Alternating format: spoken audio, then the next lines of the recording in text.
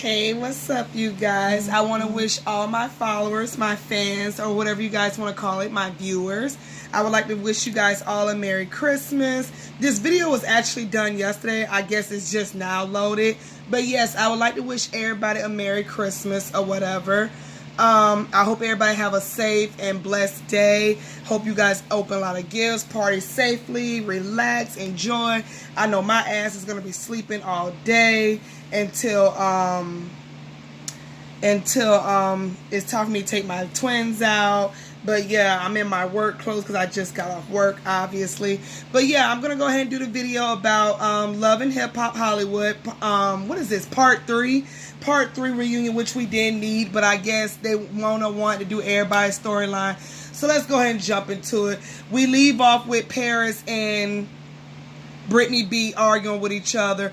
I don't know what they was saying. I don't know what they was talking about. It was too much yelling over one another. I know at one point Paris was doing all this, doing a Millie Wop. Her titties was Willy Whopping in the dress. Because at one point, Kendall and Mr. Ray, who also serves no purpose on this show, was talking about her titty outside the dress. And I was just like, child.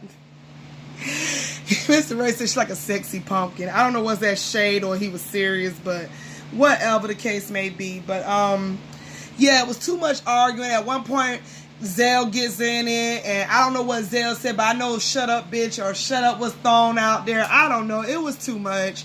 They go backstage, Paris and Zell, to Kendall, and Zell come back there saying that's his motherfucking friend, he lives with her and this, that, and the third, and he's gonna defend her. He slams Kendall's mic down, and Kendall lets him know, don't come back here breaking my stuff. And it went from that to 2.6 Zell is crying, trying to push out these tears. This is my friend, and they don't understand how much. And I'm just like, what is going on? It need to be some mandatory drug testing on that on that reunion, period, point blank. And then Paris starts crying, saying, I don't want people to feel like he has to protect me. Y'all can put me out there without him. I can handle Brittany B by myself. It's like, okay, Paris and Roxanne Boys, the Crazy 88s, is not going to let you fight them. Shout out to Roxanne. I love watching her reviews.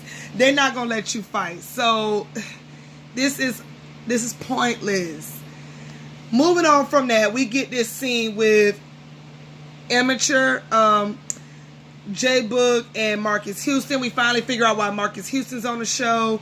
I don't care about the tour. The tour didn't happen. Moving on. I'm not going to even discuss them. Then we get this segment with Brittany B and K. Michelle. K. Michelle lets us know that she is not Brittany B's friend. But before they talk about that, they brought up the whole, do you think it was smart that Moniece and April want to do a tour together? She said absolutely not. It wasn't authentic. It wasn't real. It didn't seem legit. And April lets everybody know she never had a problem with Moniece till Moniece did the internet thing. And then I guess Brittany B chimed in it. Next thing you know, everybody started jumping down Brittany B's neck. So I feel like this, because a lot of reviewers have something to say about it. You got A1 jumping up talking about, so who did you promote? Or who did you A&R? And Lyrica talking about, so you A&R your kitchen. Then Brittany B talking about, something, worry about your marriage, worry about your son. Lyrica tries to throw a shoe at her. I think she did throw the shoe. I don't know if it hit Ray J or not, but Ray J talking about, ow, Lyrica, my ankle, he limping. You know Ray J got to be a clown all the damn time, but it was funny. So I don't know if he did get hit, but I was thinking like, damn, this is the second time Ray J got hit on this reunion. He got hit with a Pillow 9 shoe. Maybe you should stop sitting your ass next to Brittany B, you wouldn't be hit. But this is how I feel about that whole situation. I felt like everybody jumped on April in the first part of the reunion. Now everybody's jumping on Brittany B. Plain and simple. She got lots of enemies. What's that song? I got enemies. Enemies, yeah, so sad. Used to have friends, now I got enemies. Enemies, yeah, so sad. Sometimes Okay, I ain't finna do all that. Y'all know I can't sing. So, I mean, my voice already sound horrible on this damn review. So, I'm not finna do that. I'm not finna embarrass myself. But the point is, they got enemies on that show. And I just feel like everybody has something to say. Do I agree with the ganging up on?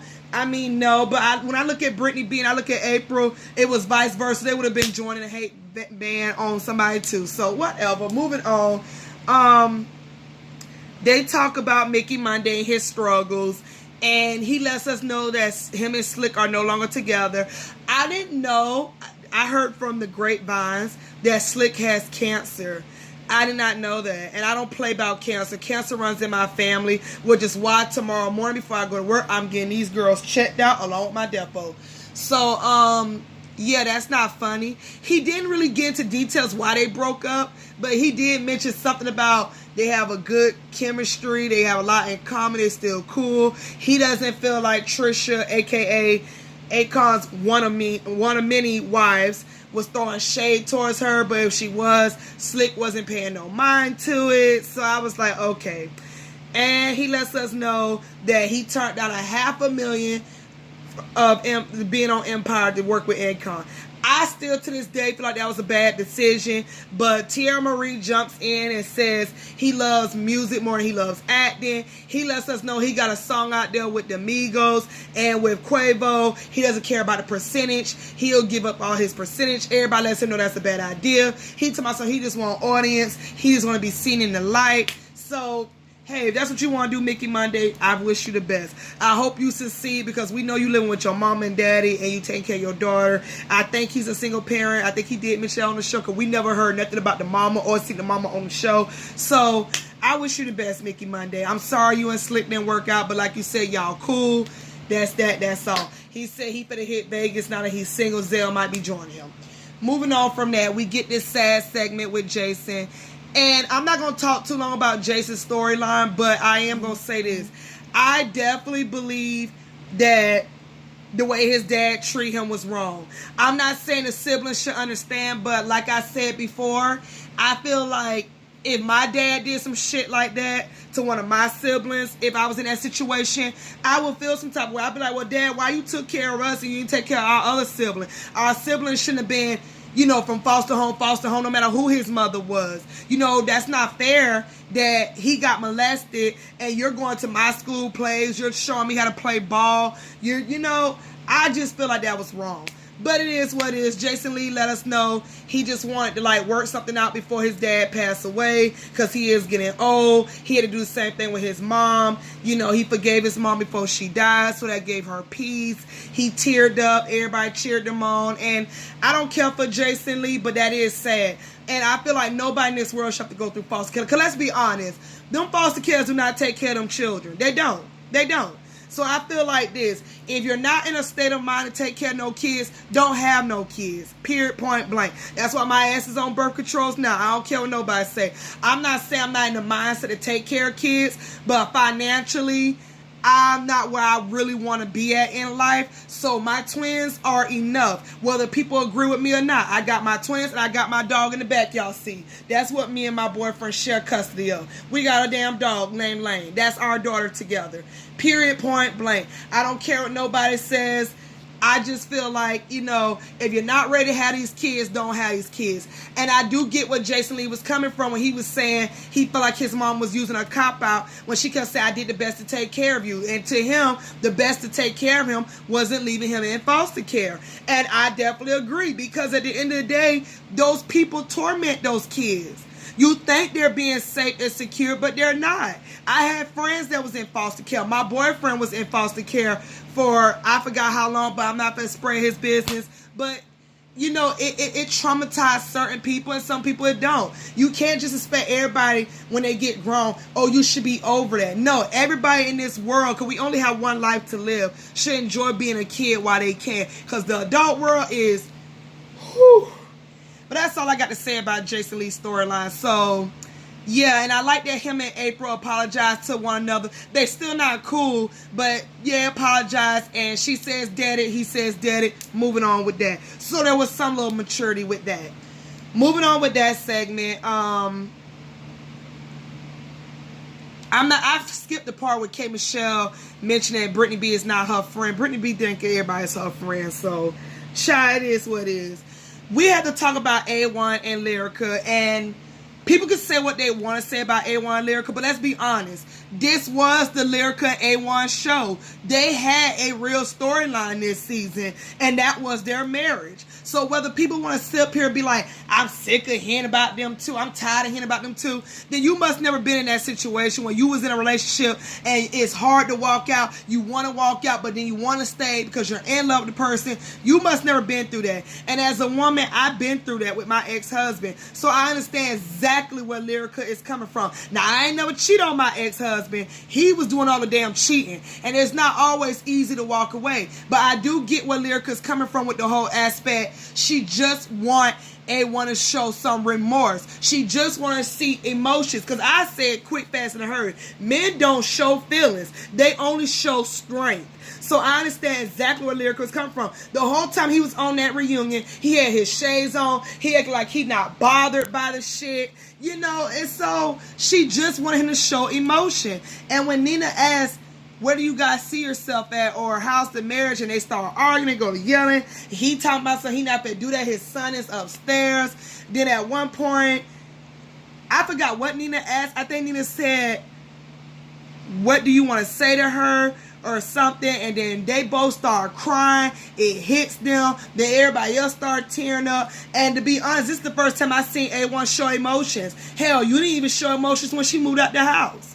All you cared about is, where did she take your son? Like she gonna take the son out the country or something. So Lyrica G is backstage with Kendall saying, this is my daughter's real life. And he act like he hurting. Well, all I can say is Lyrica G, he hurting now. He might not show it before, but he's showing it now. But what was getting on my nerves is when Nina Parker kept asking him, do you want to say something to Lyrica? And then she kept yelling, Lyrica, come back. The producer said to go chase Lyrica down. Zell gets up there and comfort him and said, go get your wife. He's still sitting there. Nina once again asked him, what do you want to say to Lyrica? He's just sitting there. And I'm not going to lie, this is not funny. But the only thing I can think of at that moment is when Timberland and Drake did that song, I'm gonna need you to say something, baby. Say something, baby. Say something, baby. I'm gonna need you. That's what I needed A1 to do. I need you to say something. We can't do this reunion all night. Like, she's right there. Say something. He just sitting up there crying. Tears are rolling down his face under the shades. And it's like, so at one point, Lyrica could just lay her head on his belly. So I've said to myself, I guess somebody got to be the first person in this relationship to make something work out, and it's going to be her. So at the end of the day, he do apologize how he talked to her mother. She apologized that well. She also mentions that that's the father of her child. He's always going to be family. She loves him through the grace of God.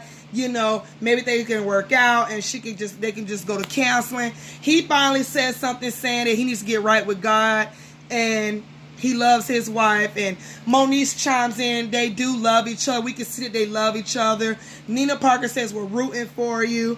And I would say this, for y'all talking about so she need to just walk away and leave, let me say something to y'all. Until y'all get married, that's not always easy to do. Keep in mind, y'all look at weddings like it's just for family and friends and the glamour and this and that. No. Keep in mind, when y'all join forces together like that, you're promising the Lord himself, Almighty God himself. You're promising our Lord that you will be with this person for better or worse, rich or poor, you know, sickness and all that stuff. So if she doesn't want to divorce her husband, who she said vows to in front of God, she has that prerogative. No matter what the situation is. Y'all might disagree, y'all might agree. But if she wants to be with somebody with painted nails and y'all think it's undercover gay, that is her prerogative. At the end of the day, this is real life for those people, whether it's on a TV show or not.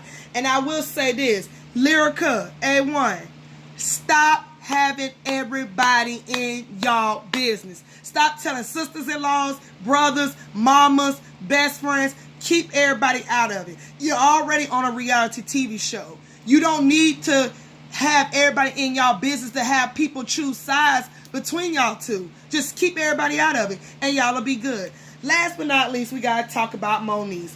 They show all Moniece shenanigans. Everybody's favorite moment is when she snatched Amanda across the table and said, "Bitch, did not tell you." That would be forever funny. Moniece, I have a hate-love relationship with you. I'm not even gonna lie. In the beginning, I cannot stand you. You crazy. I feel like you could have spent time with your son more. But later on down the line, I did not like how you jumped in Tiara and Princess beef, and you've been trying to fight Princess all this time. You duck, you fight, you dodge. You know, but she did let us know her and Princess are cool. They text each other now. She made amends with everybody on the show. And Fizz finally made a smart remarks to my son. You use this time to take care of yourself, and I'm gonna let our son know you is his mother. You know, you're gonna always be his mother. I just want you to get well. I'm like, gee, Fizz, that's the first time you said something smart on this entire show this season. Then his shitty girlfriend April sits up here. I'm rooting for you guys. Like, hell, I'm rooting for me and my baby daddy. And I'm just like, girl, we didn't ask you. No, you not. No, you not. So anyway, yeah, that was that. She will be missed, but I feel like she will come back eventually. She'll pop up. But I will say this. Now that Moniece is leaving, take April and Fizz with you. I don't want to see them next season. I don't want to see Fizz next season. I don't want to hear Omarion name next season. Unless y'all gonna cut that man his check that y'all owe this season. Because his name was ran down the mud. And that's all I got to say about this reunion. It was not needed for part 3. It wasn't that good of an season. So they did not need it. But like I said, I guess Mona Scott did that so everybody get their storyline on. And that was it, and that was all. I'm glad you guys clicked and watched this video. Y'all already know what to do. Click that thumbs up button. Click it, subscribe, and I will catch you guys next week for Love and Hip Hop New York.